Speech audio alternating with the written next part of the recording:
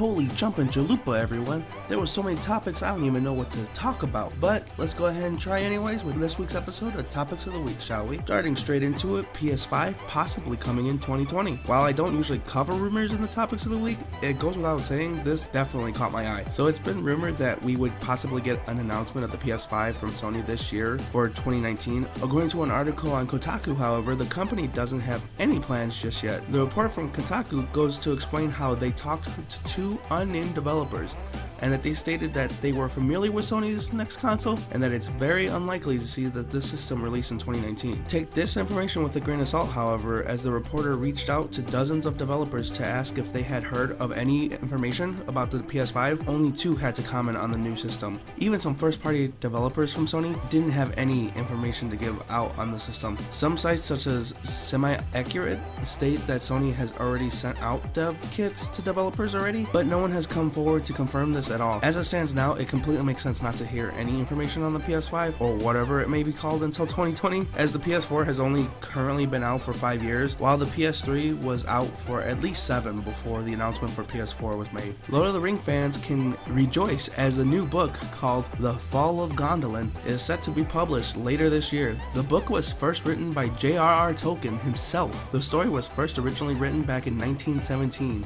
but was never published, leaving a lot of Lord of the Rings fans upset that they would never get to see the story unfold. However, Tolkien's 93-year-old son, Christopher Tolkien, is editing the book for release and is being illustrated by the veteran Tolkien artist Alan Lee. The Fall of Gondolin is actually the first ever story set in Middle-earth and chronicles some of the history of Middle-earth in the years before the events of Lord of the Rings, and is described as a template for everything Tolkien wrote afterwards by John Garth, author of the book Tolkien and the Great War. It came at a great surprise to everyone, as Christopher had very heavily implied last year that there would be no more stories taken from his father's work. I'm personally happy for the Lord of the Rings fans, as I can only imagine the excitement of getting to read the very beginning of it all. You can expect The Fall of Gondolin to hit shelves later this year on August 30th. If you're a fan of the show Young Justice, then I can only imagine you were on the roller coaster ride sitting right next to me as you watched that finale to season 2, eyes glued to the TV, to the heartbreak of Cartoon Network canceling the show due to the lack of toy sales, then back to the utter excitement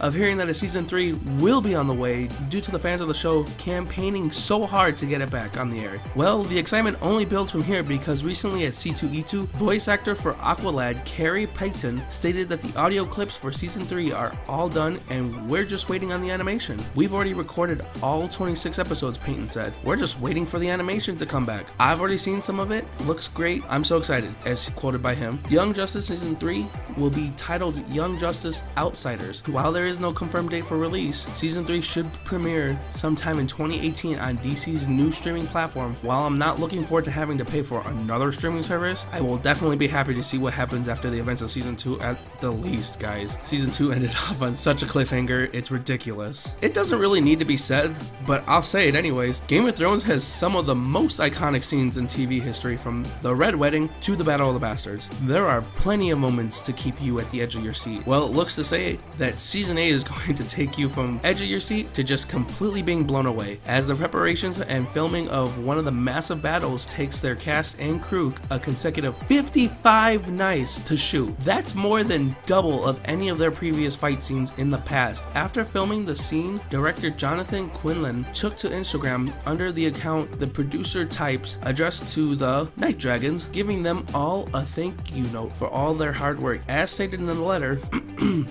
this is for the Night Dragons, for enduring 55 straight nights, for enduring the cold, the snow, the rain, the mud, the sheep shit of Tomb, and the winds of Megaramor. Sorry if I can't pronounce that. When tens of millions of people around the world watch the episode a year from now on, they won't know how hard you worked. They won't care how tired you were or how tough it was to do your job in sub-freezing temperatures. They'll just understand that they're watching something that's never been done before, and that's because of you. Thank you, the Producer Types. Jonathan stated in the letter, when tens of millions of people around the world watch this a year from now, they won't know how hard they worked, but I can honestly say I won't be one of those viewers who doesn't care. This clearly took a lot of work and dedication on everyone's part, and I can truly appreciate that. Update 3.5 just released to Fortnite this week, and it includes so much content, it's crazy. Update 3.5 released a Portafort into the game, which is an item that gives the players the ability to create the standard type art created by the players instantly by simply throwing the item. Along with that, the replay system is being added as well, which lets players watch their previous matches from any angle that they would like. They brought back 50 vs 50 game mode as well, but version 2. New neon weapons and cyberpunk heroes are being tossed in as well. Besides the update, another fun little piece of information in Fortnite news is musician Drake wants the Hotline Bling dance emote to be added to the game. If they agree to add it, Drake has agreed to rap about the game. As quoted, "When Epic gives me the Hotline Bling emote, I'll do it," he said during talks with Twitch streamer Ninja. Epic hasn't responded one way or the other yet, guys, but it feels like a missed opportunity if they let this pass up. Now time for the honorable mentions. Here we go. Toy Story 4 announced to come out June 21st, 2019. That sounds pretty good to me. Avengers Infinity War breaks pre-sale records according to Fandango. No duh. Harry Potter The Cursed Child breaks Broadway records by being the top grossing play in Broadway history. And that's pretty much gonna do it for this week's content, guys. I really hope you guys enjoyed the video. If you did, feel free to like, subscribe, and hit that little bell. And if you guys really enjoyed my content, do me a favor and just go ahead and spread the word of Lazy Reyes. That sounds religious. Just spread the word.